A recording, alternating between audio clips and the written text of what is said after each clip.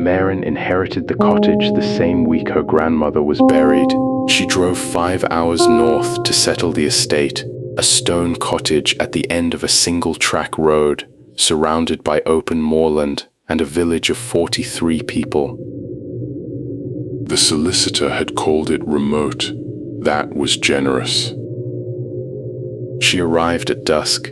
The cottage was cold, cluttered, full of dried herbs hanging from the ceiling and jars of dark soil lining the kitchen shelves. Her grandmother had always been eccentric. Maren told herself that was all it was.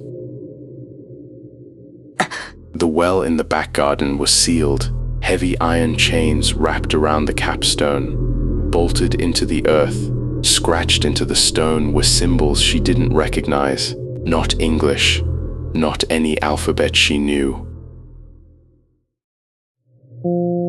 The first visitor came that evening, an old woman named Bridget, carrying bread wrapped in cloth. You're Elspeth's granddaughter. I am. She kept the house well, kept everything in order. Bridget glanced past Maren toward the back garden. You'll be staying then? Just a few days to sort her things. Something shifted in Bridget's expression. A few days, right. That night, Maren woke to the sound of singing.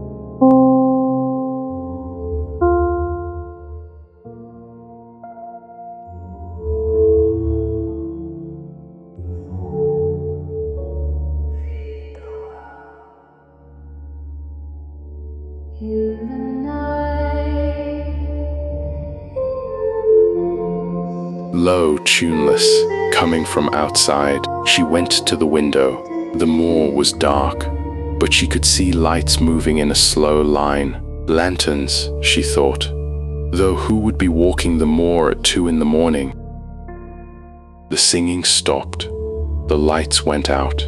She went back to bed and told herself it was nothing. In the morning, she found her grandmother's journal in the kitchen drawer. The entries were sparse, practical, weather, supplies, dates. But every month, on the same date, one word, fed. She asked Bridget about it the next day. The old woman's hands went still on the bread she was kneading. Your grandmother had responsibilities, dear. The cottage comes with them.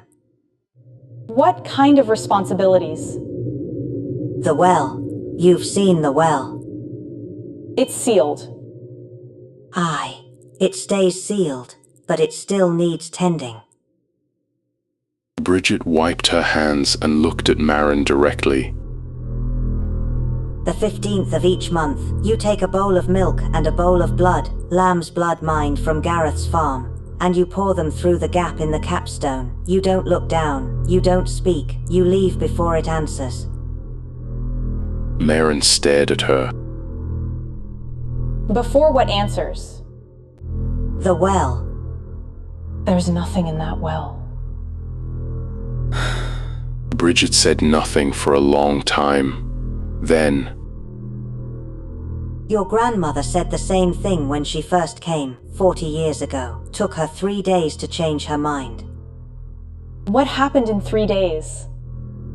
The crops died, the river turned. Gareth's father lost 2 children in a week. Natural causes, the doctor said, but we knew.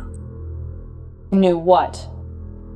That Elspeth hadn't fed the well. Maren drove back to the cottage feeling unsteady. She told herself it was grief, isolation, an old woman's superstitions rooted in centuries of hard living. She told herself these things while she noticed that the herbs hanging from the ceiling were arranged in patterns, circles within circles, and the jars of dark soil were labeled with dates going back decades.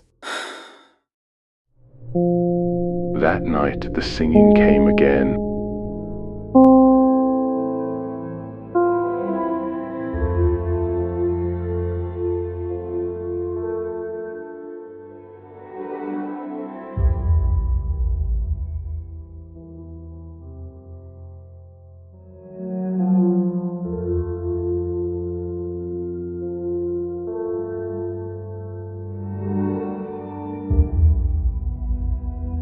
closer this time.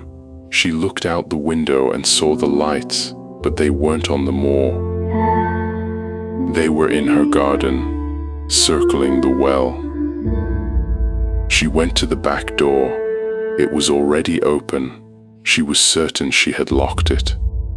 From the well came a sound, not singing, something lower, a vibration she felt in her teeth, in her bones, in the floor beneath her bare feet. The chains on the capstone were trembling. She stepped into the garden. The air was cold and smelled of turned earth and iron. The lanterns were gone. The singing had stopped. But someone had left something on the capstone. A bowl, empty, waiting. The 15th was tomorrow. She looked down at the capstone, at the narrow gap between the iron and the stone, and she thought she saw something move in the darkness below, something pale, something that might have been a hand. She stepped back. The vibration stopped. The air was still. Inside the cottage, she found her grandmother's journal again and turned to the final entry. The handwriting was shaky, almost illegible. It read, "She's coming back for it. Don't let her leave. The well remembers." Maren sat at the kitchen table and listened to the silence. After a long time she stood, took a bowl from the shelf, and walked to the back door. The moor was dark, the village was dark, but the well was waiting. And somewhere beneath the capstone, something was breathing.